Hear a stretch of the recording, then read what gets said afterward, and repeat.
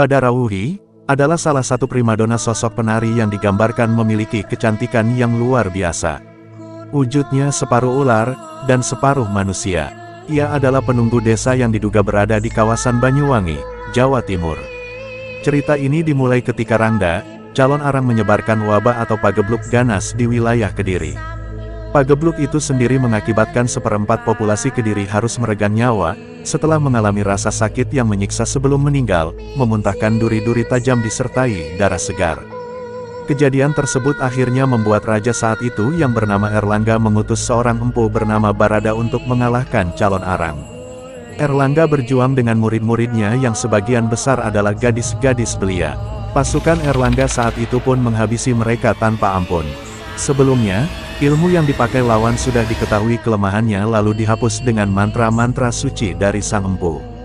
Namun rupanya ada 5 murid Rangda yang berhasil menyelamatkan diri dari pembantaian yang dilakukan oleh prajurit Kediri yang dipimpin oleh Barada yang bernama Empu Bahula. 5 orang gadis belia murid Rangda yang bersembunyi berhasil melarikan diri dan berpencar supaya tidak mudah terlacak oleh prajurit Kediri. Mereka pergi dengan membawa lontar-lontar ajaran Rangda untuk dipelajari di kemudian hari. Salah satu di antara kelima murid Rangda yang berhasil melarikan diri itu bernama Ratnanare. Ia adalah murid paling muda di antara yang lainnya. Ratnanare inilah yang menjadi cikal bakal adanya Badarawuhi. Berbeda dengan keempat anggota calon arang yang lain, yang memilih menyeberang ke Bali. Ratnanare memilih jalan yang berbeda. Dia melintasi Gunung Kawi, Gunung Bromo, dan terus ke timur untuk menghindari bertemu manusia. Diketahui, usia Ratnanare saat itu masih sangat belia yaitu 17 tahun. Ratnanare hidup mengembara sambil mempelajari lontar yang membuat ilmu dari gurunya, calon arang bangkit, sehingga membuatnya sakti. Dia memiliki ilmu kanuragan dan kanujiwan yang membuatnya mampu untuk menaklukkan para pemimpin jin dan makhluk halus yang ada di hutan-hutan Pulau Jawa yang dilaluinya. Bahkan karena lontar tersebut pula Ratnanare mendapatkan anugerah untuk awet muda. Hingga tidak terasa 300 tahun telah berlalu. Ratnanare dalam pengasingannya tidak sedikit pun tampak perubahan pada diri Ratnanare. Ia masih tetap terlihat modis dan tidak menampakkan tanda-tanda penuaan. Lalu tidak jelas atas alasan apa, Ratnanare memutuskan ingin bertemu manusia kembali. Sampai akhirnya pengembaraan Ratnanare mengantarkannya ke sebuah desa yang berada di tengah hutan yang bernama Desa Wonotoro. Desa tersebut memiliki pemimpin yang bernama Macan Sigep. Namun warga desa Wonotoro tidak menyukai perilaku Macan Sigep karena dia adalah seorang yang gila perempuan. Tidak hanya gadis dan janda yang diganggunya, kalau dia mau istri orang pun akan dibawa untuk memuaskan hasratnya.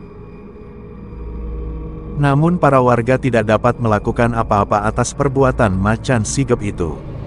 Kejadian ini diyakini terjadi pada masa pemerintahan Kerajaan Majapahit tahun 1300-an di mana desa Wonotoro saat itu sangat terpencil dari akses keluar serta dikelilingi hutan lebat yang bernama Alas Danda, dengan berbagai hewan buasnya.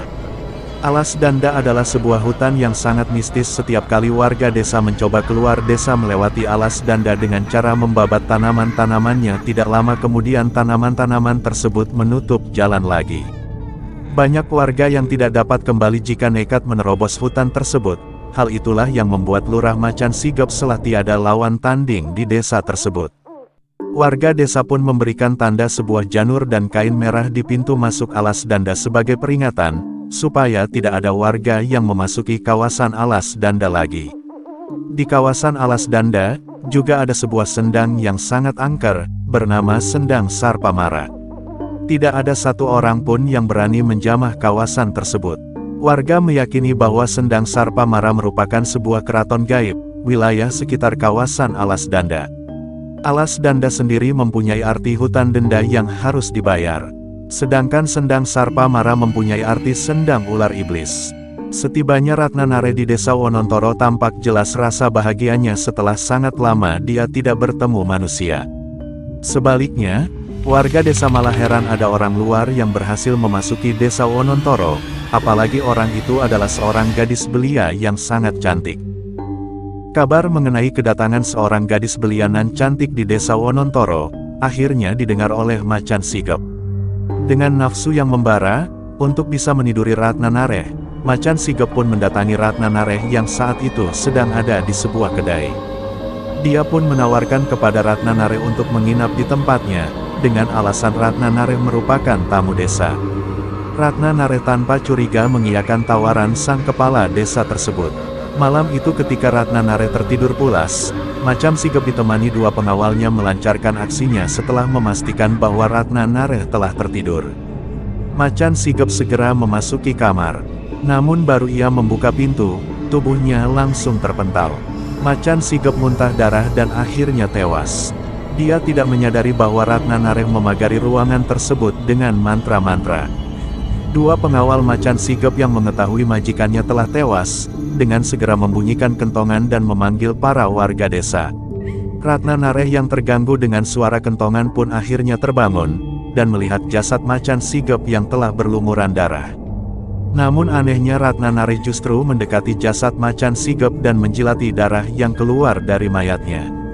Ternyata, hal inilah yang selama ini dirindukannya selama tidak bertemu manusia, memuaskan hasratnya akan darah manusia. Saking asyiknya Ratnanare menikmati darah Macan Sigap, hingga ia tidak menyadari kehadiran warga desa telah mengepungnya. Namun melihat hal itu warga desa tidak ada yang berani mendekatinya. Pada awalnya, kematian Macan Sigap disambut gembira oleh warga yang mengira akan terbebas dari perilaku kesewenang-wenangannya selama ini, dan akhirnya membuat warga menganggap Ratnanare sebagai penerus Macan Sigap untuk memimpin desa Wonontoro. Namun sepertinya warga telah salah. Di bawah kepemimpinan Ratnanare, warga desa seperti keluar dari satu masalah dan masuk ke masalah yang baru. Warga desa Wonontoro seperti menjadi pelayan dari Ratnanare. Mereka tidak dapat menolak apapun yang diinginkan olehnya, entah karena mantra-mantra dari Ratnanare, atau dari ketakutan dari para warga. Pada intinya Ratnanare seperti seorang raja kecil di desa Wonontoro. Bahkan jika Ratnanare ingin jalan-jalan keliling desa, dia memerintahkan para penduduk untuk memandunya. Hingga suatu ketika, di saat Ratnanare berkeliling desa, dia melihat janur dan kain merah yang dipasang dekat sanggar Pamujan, yang juga merupakan gerbang masuk Alas Danda. Dia pun bertanya kepada warga yang memandunya, dan akhirnya dia tahu bahwa tanda itu merupakan sebuah peringatan supaya tidak memasuki kawasan tersebut. Namun dengan angkuhnya Ratnanare memerintahkan untuk mencopot tanda tersebut, karena dia merasa tidak ada yang lebih sakti dari dirinya, termasuk penghuni Alas Danda. Tidak hanya itu, Ratnanare pun merekrut paksa para gadis belia menjadi muridnya, sama seperti apa yang dilakukan gurunya dulu, untuk mengajarkan ilmu Pangiwe Tantra kuno. Yang bersifat ilmu kerohanian yang berkembang sejak masa Sriwijaya hingga Singasari, dianut oleh beberapa raja namun disesatkan oleh calon arang, hingga condong menjadi ilmu hitam tingkat tinggi. Ajaran inilah yang digunakan oleh Ratnanare untuk mencuci otak para muridnya, dengan pemahaman-pemahaman yang menyeleweng. Di suatu malam di hari Anggoro Kasih, atau Selosok Kliwon, Ratnanare mengumpulkan warga di Sanggar Pamujan. Dia memaksa para pemuda membuat tabuh-tabuhan musik sedangkan para gadis dipaksa menari di Sanggar Pamujan, suatu tempat sakral yang harusnya digunakan untuk memuja dewa, malah dipergunakan untuk sebuah pertunjukan tari, sebuah hal terlarang yang dilakukan di desa tersebut.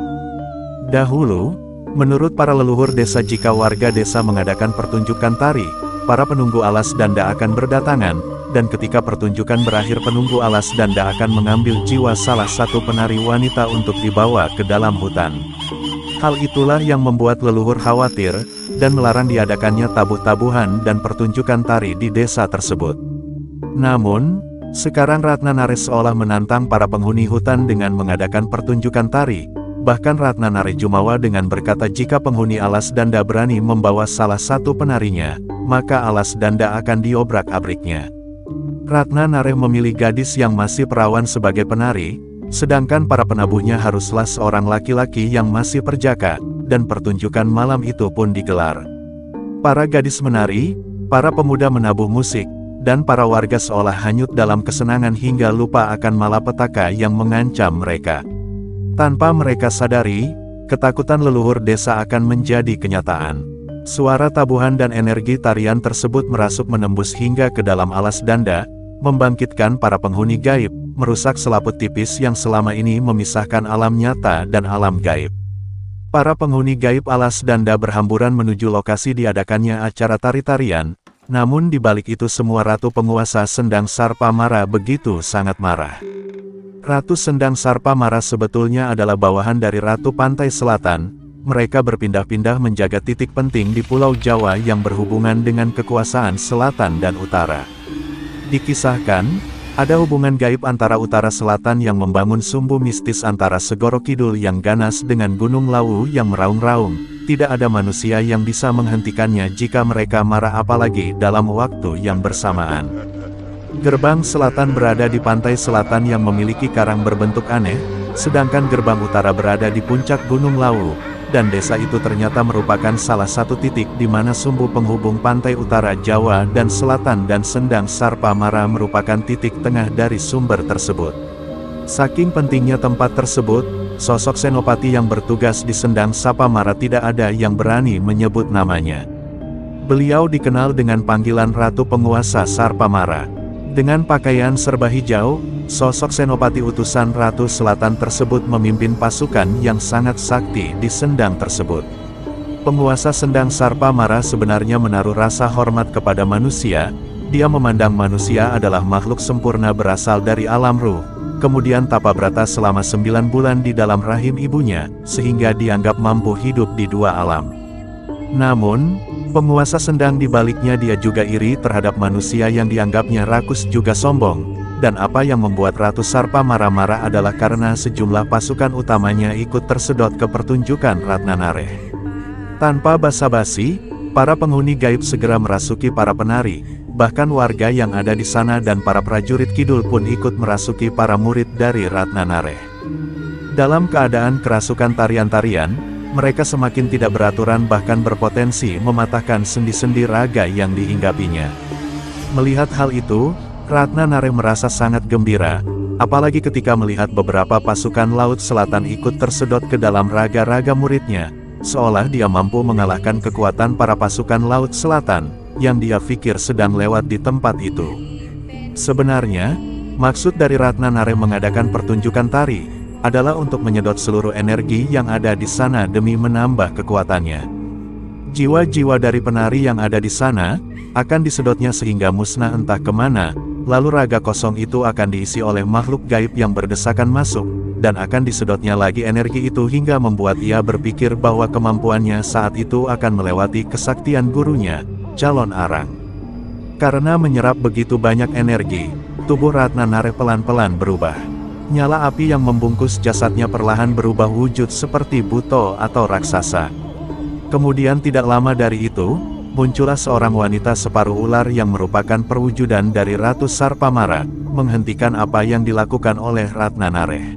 Ratnanare dan Ratu Sarpa Mara saling tatap penuh kebencian. Ratnanare yang merasa sakti mencoba untuk melawannya, namun akhirnya harus mengakui keunggulan Ratu Sarpa Mara. Tubuh Ratnanare lemas seketika. Ratu seperti mengetahui kelemahan dari ilmu pengiwet tantra kuno milik Ratnanare, dan membuat seolah ilmunya lenyap tidak berbekas. Namun, suatu hal yang paling disesalinya adalah, Ratnanare tidak dapat merubah wujudnya seperti sebelumnya. Seorang gadis cantik belia wujudnya masih tetap seperti buto raksasa yang mengerikan. Lalu Ratu mengusir Ratnanare, karena menganggap dia sudah tidak pantas hidup bersama manusia dan tempatnya sekarang adalah kegelapan. Namun, ternyata ada yang terjadi terhadap salah satu abdi kidul bawahan Ratu yang merasuki raga salah satu penari.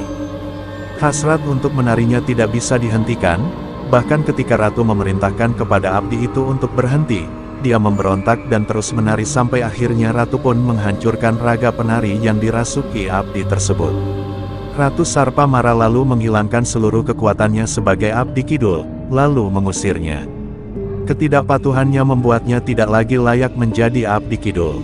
Sejak saat itu, ia pun berkelana dari satu tempat ke tempat lain di lereng-lereng gunung, dari sendang ke sendang yang lain. Hasrat menari yang dihidupkan oleh Ratna Nare terus menyala dalam diri mantan abdi kidul tersebut, hingga membuatnya terkenal sebagai penari di alam halus, karena setiap dia menari makhluk-makhluk halus di sekitarnya akan berkumpul dan terhipnotis akan tarian dari makhluk ini. Dia pun kerap hadir dari satu sendang ke sendang lain, dengan atribut layaknya abdi laut selatan dengan pakaian serba hijau. Bekas abdi kidul itu tetap dianggap sosok Subada, atau sosok kuat yang mendatangi atau dalam bahasa Jawa ngerawuhi sendang-sendang. Karena itulah dia mendapatkan nama Subada Rawuhi. Ia memiliki sifat pendendam, yang menjadikannya sosok makhluk gaib kasta rendahan. Sang mantan penjaga sendang yang tidak punya tempat tinggal ini pun mengembara dari satu tempat ke tempat lain, hingga akhirnya dia merasa nyaman dan memilih menetap di sebuah desa yang bernama Tapak Tilas. Wujud dari siluman itu sendiri adalah sosok wanita layaknya manusia sungguhan, yang mengenakan atribut berbau pantai selatan yaitu memakai kebaya dan selendang hijau cantik nan anggun. Dia memiliki sifat jahil, dan suka menggoda terutama kepada kaum laki-laki, dan disebut juga bisa beranak pinak jika ada laki-laki yang menyentuhnya atau tergoda olehnya. Namun ketika dia marah, akibat ada yang mengotori tempatnya, atau melanggar aturan wilayah dia berkuasa, maka wujudnya akan berubah menjadi siluman dengan bentuk setengah badan atasnya tetap manusia, namun bagian tengah ke bawah menjadi ular berwarna hitam.